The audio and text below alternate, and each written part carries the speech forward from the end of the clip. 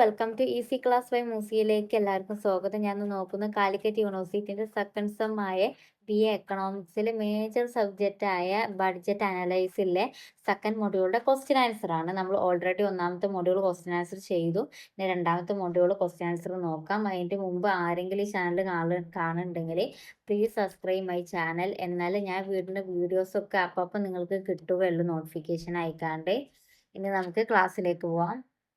അപ്പോൾ ഫസ്റ്റ് തന്നെ short questions ആണ് നോക്കുന്നത്. അതിൽ ഒന്നാമത്തെ ക്വസ്റ്റ്യൻ ആണ് write a note on cut motions. അതായത് കട്ട് മോഷനെ കുറിച്ച് കുറച്ച് നോട്ട് ചെയ്താൽ, അതായത് ബഡ്ജറ്റിലെ ചെലവ് കുറക്കുന്നതിനായി പാർലമെന്റ് മെമ്പേഴ്സ് നടത്തുന്ന നിർദ്ദേശങ്ങളാണ് കട്ട് മോഷനുകൾ എന്ന് പറയുന്നത്. അപ്പോൾ ഇത് 3 തരത്തിലാണ് ഉള്ളത്. അപ്പോൾ economic cut, token cut, policy cut. അപ്പോൾ ഇത് കൂടാതെ സർക്കാർ ചെലവഴിക്കുന്നതിനെ മെമ്പേഴ്സിന് എതിർപ്പ് പ്രകടിപ്പിക്കാനും ഈ ഒരു കട്ട് മോഷൻസിൽ ഈ ആൾക്കാർക്ക് അധികാരമുണ്ട്. അപ്പോൾ ഇതാണ് കട്ട് മോഷൻ എന്ന് പറയുന്നത്. ഇനി രണ്ടാമത്തെ ക്വസ്റ്റ്യൻ എന്താ നോക്കാം.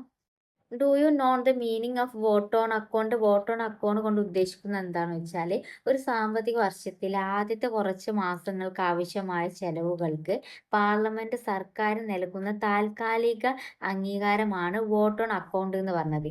അതായത് ഇപ്പോൾ ബഡ്ജറ്റ് ഒരു വർഷത്തിൽ ബഡ്ജറ്റ് ആവുന്നതിന് കുറച്ച് മുമ്പ് എന്തെങ്കിലും ക്യാഷിന് ചെലവോ എന്തെങ്കിലും ബുദ്ധിമുട്ട് വന്നാൽ പാർലമെന്റ് എന്താട്ടും സർക്കാരിന് കുറച്ച് പൈസ കൊടുത്ത് സഹായിക്കും. അതിനെയാണ് വോട്ട് ഓൺ അക്കൗണ്ട് എന്ന് പറയാ. അപ്പോൾ പൂർണ്ണ ബഡ്ജറ്റ് പാസ്സാക്കുന്നതിന് മുമ്പാണ് ഇത് ചെയ്യുന്നത്. അതായത് ബഡ്ജറ്റ് നടക്കുന്നതിന്റെ കുറച്ച് മുമ്പാണ് ഇത് ഉണ്ടാവുള്ളൂ കേട്ടോ, ഈ ചെലവ് എന്തെങ്കിലും വന്നാൽ. അപ്പോൾ മൂന്നാമത്തെ ക്വസ്റ്റ്യൻ ആണ്, what do you mean by finance adviser in budget process? Budget പ്രോസസ്സിൽ എന്താണ് ഫിനാൻസ് അഡ്വൈസർ കൊണ്ട് ഉദ്ദേശിക്കുന്നത്?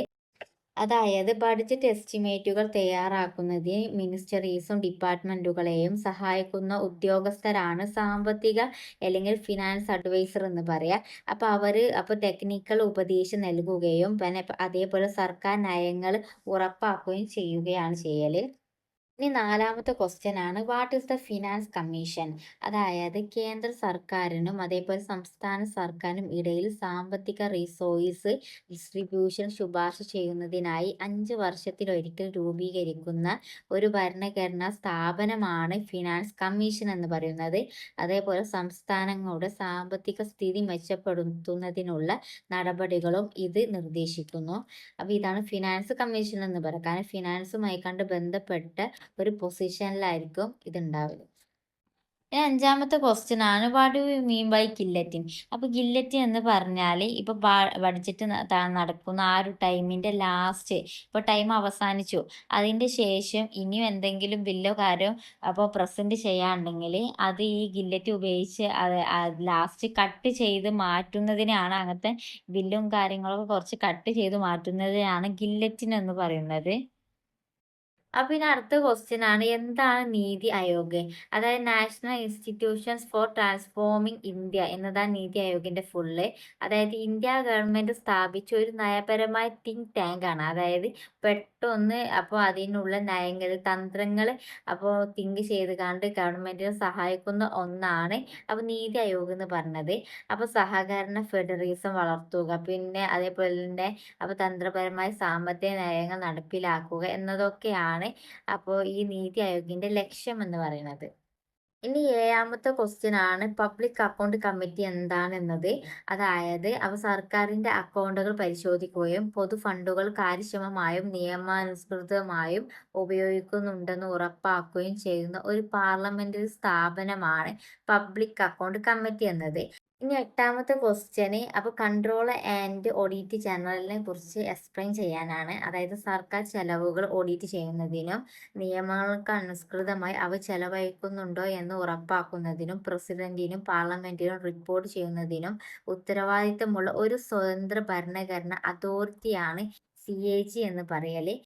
അപ്പൊ ഇനി ഒമ്പതാമത്തെ ആണ്, എന്താണ് അപ്രോപ്രിയേറ്റ് ബില്ല് എന്നാണ്. അതായത് സർക്കാർ ചെലവുകൾക്കായി സർക്കാരിന് എന്തെങ്കിലും ചെലവൊക്കെ വന്നാൽ ഫണ്ട് അനുവദിക്കുന്നതിന് പാർലമെന്റിൽ അവതരിപ്പിക്കുന്ന ഒരു നിർദ്ദേശമാണ് പ്രൊപ്പോസൽ ആണ് എന്ത് അപ്രോപ്രിയേറ്റ് ബില്ല് എന്ന് പറയുന്നത്.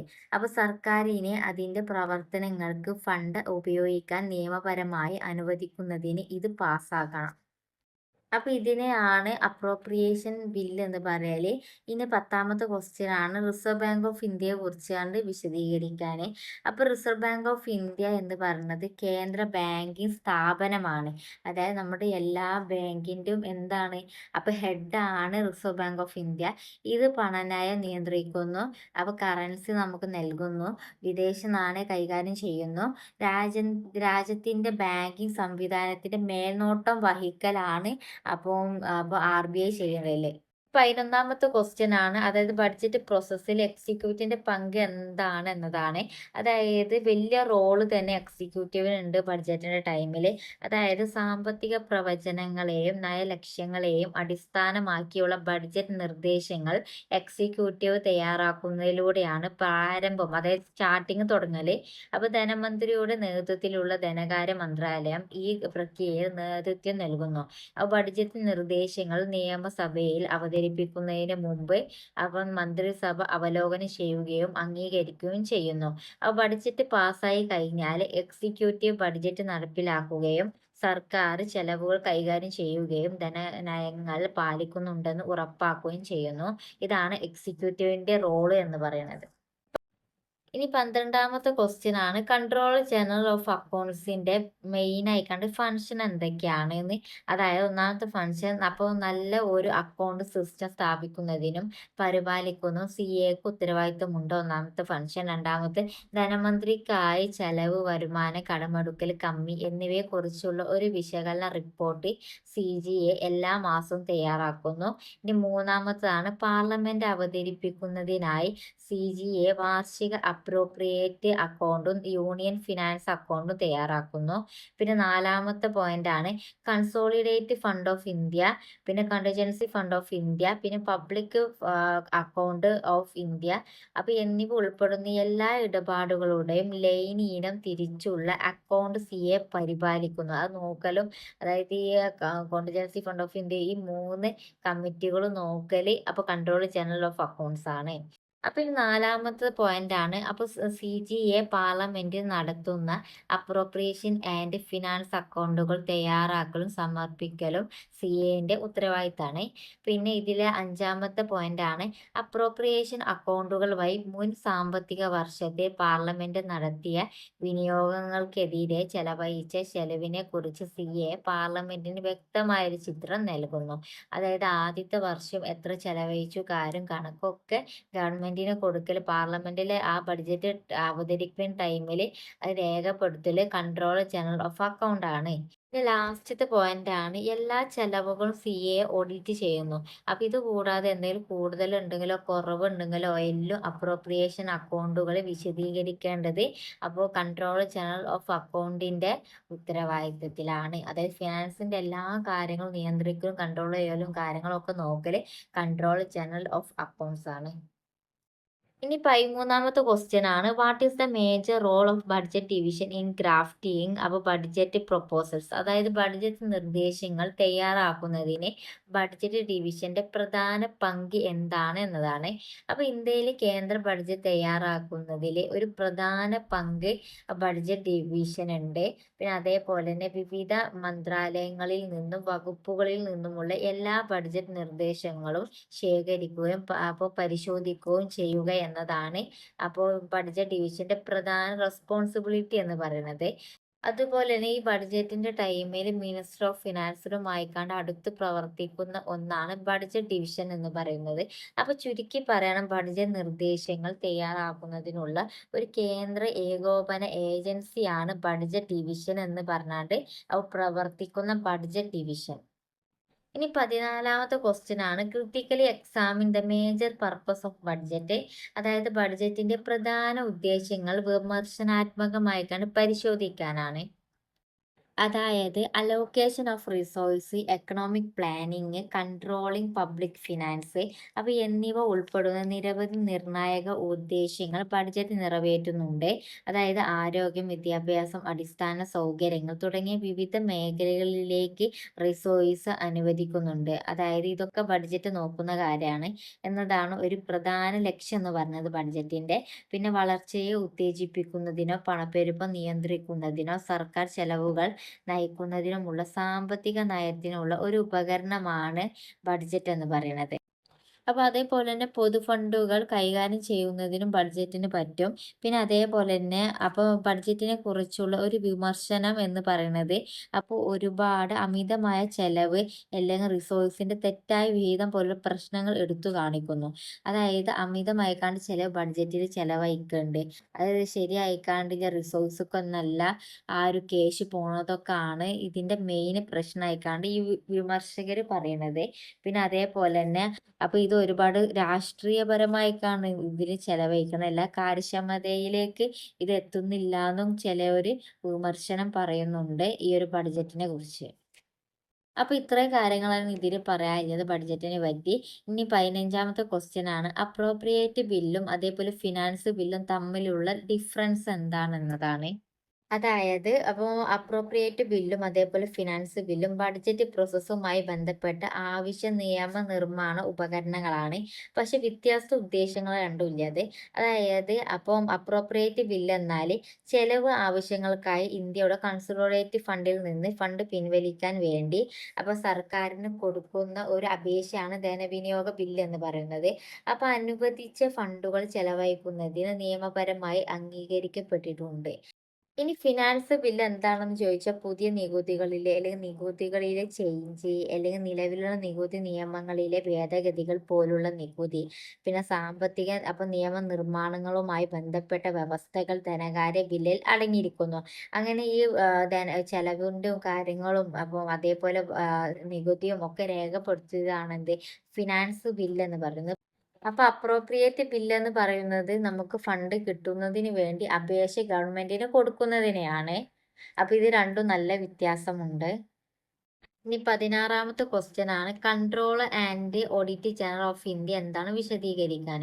അപ്പൊ ഇന്ത്യയിലെ കൺട്രോളർ ആൻഡ് ഓഡിറ്റ് ജനറൽ എന്ന് പറയുന്നത് സർക്കാർ കാര്യങ്ങൾ ഓഡിറ്റ് ചെയ്യുന്നതിനും പൊതു ചെലവുകളുടെ നിയമസാധ്യത കാര്യക്ഷമത ഉത്തരവാദിത്തം എന്നിവ ഉറപ്പാക്കുന്നതിനും ഉത്തരവാദിത്തമുള്ള ഒരു സ്വതന്ത്ര ഭരണഘടന അതോറിറ്റിയാണ് CAG എന്ന് പറയുന്നത്.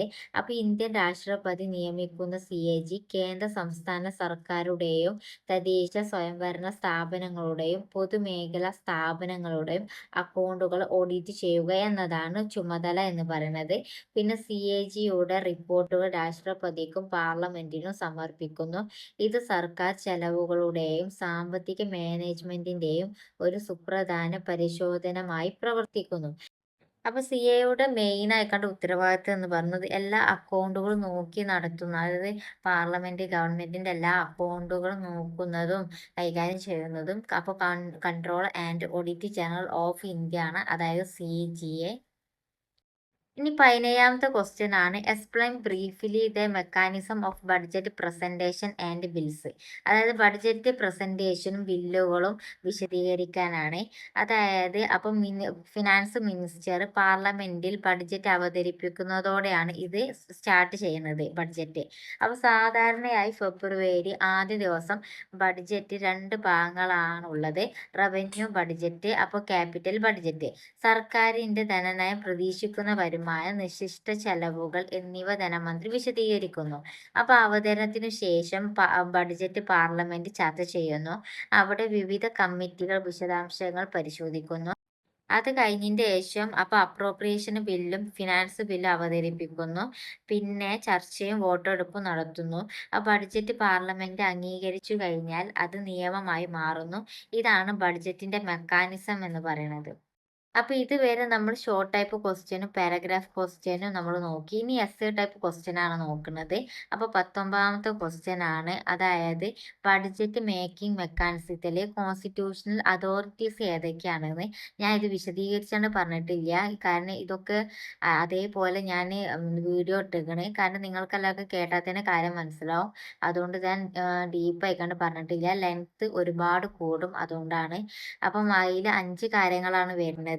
അപ്പോൾ കോൺസ്റ്റിറ്റ്യൂഷണൽ അതോറിറ്റീസിൽ അപ്പോൾ controller General of Accounts, NITI Aayog, Finance Commission, Reserve Bank of India, പിന്നെ Controller and Audit General of India. ഇത്രയും കാര്യങ്ങളാണ്. പിന്നെ ഇനി ഇപ്പോൾ 20ാമത്തെ ക്വസ്റ്റ്യൻ ആണ്, അതായത് വിവിധ കമ്മിറ്റികൾ ഏതാണ് അപ്പോൾ ഇന്ത്യൻ പാർലമെന്റിൽ. അപ്പോൾ ഒന്നാമത്തെ എസ്റ്റിമേറ്റ് കമ്മിറ്റി, പിന്നെ പബ്ലിക് അക്കൗണ്ട് കമ്മിറ്റി, പിന്നെ committee on the public undertakes, പിന്നെ ഡിപ്പാർട്ട്മെന്റ് റിലേറ്റഡ് സ്റ്റാൻഡിംഗ് കമ്മിറ്റീസ്. അപ്പോൾ ഇത്രയും കമ്മിറ്റീനെ പറ്റിയാണ്. ഇപ്പോൾ കമ്മിറ്റീസ് എന്താണ് എന്ന് ചോദിച്ചാൽ നിങ്ങൾ എഴുതേണ്ടത് കേട്ടോ. അപ്പോൾ ഇത്രയും കാര്യങ്ങളാണ് അപ്പോൾ ഇന്നത്തെ ക്ലാസ്സിൽ പറഞ്ഞത്. അപ്പോൾ എല്ലാവർക്കും ക്വസ്റ്റ്യൻ ആൻഡ് ആൻസർ മനസ്സിലായി എന്ന് വിചാരിക്കുന്നു. ഇനി നമുക്ക് അടുത്ത ക്ലാസ്സിൽ നോക്കാം.